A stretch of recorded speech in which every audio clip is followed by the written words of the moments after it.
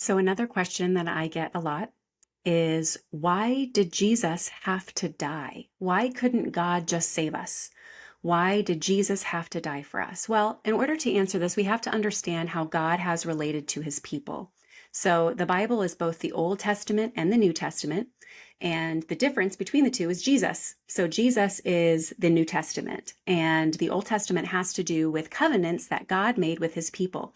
So, covenants are these exchange of persons that really enter into this kind of a deal. So basically, I will love you if you love me kind of thing. And the way that the covenants he made with Abraham and Noah and Adam and all these men in the Old Testament, God basically set up something called animal sacrifice. So when we sin, when we break our covenant with God, it's kind of a sin by death. I mean, it's basically like the punishment should be death, but God is a God of mercy, and so he sent up a way of sacrificing animals so that you cast the sin that you committed onto these animals, and then you kill the animals as a way of basically saying, this should be me for what the sins that I did.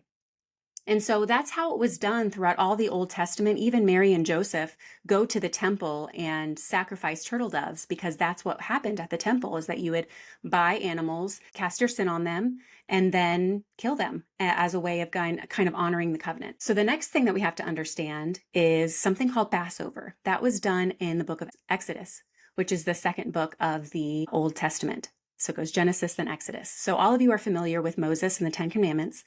Well, as Moses was trying to free the Hebrews from Egypt and from the slave, he goes on a series of plagues. And the last plague is the plague of death. So the spirit of death went through the entire land. And so Moses was instructed by God to find an unblemished lamb. Okay. And this lamb was going to be sacrificed, and the blood of that lamb was spread over the doorposts, where doorposts were these wooden frames that people had in their houses.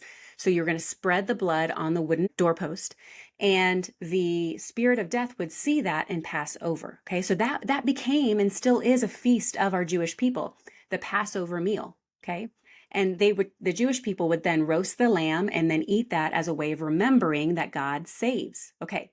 So with that piece of information, now we enter the New Testament. God was getting tired of broken covenants between him and his people. And so you know what? He's just like, I'm going to have to do this myself. So God becomes man in Jesus, and Jesus becomes this unblemished lamb. He becomes a human to take on all of the sins of our people.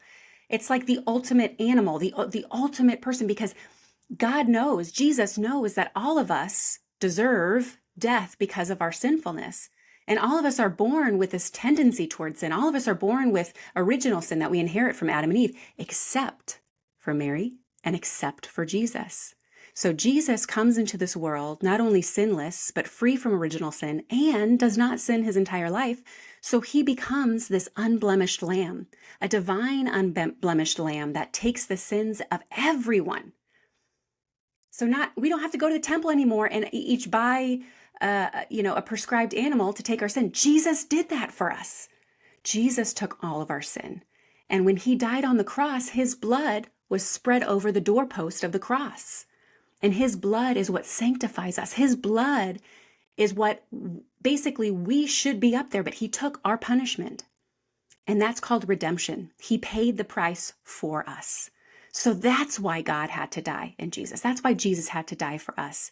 So Jesus is now the new and everlasting covenant. So we no longer have animal sacrifice because Jesus took care of that. And every time we go to Mass, we celebrate this. Every time we go to Mass and we receive the Eucharist, we participate in this Passover meal that has been a new and everlasting covenant. It has been redeemed by Jesus' sacrifice. So being Catholic's pretty awesome. And because of Jesus dying on the cross, we now have access to heaven. I hope that clears things up.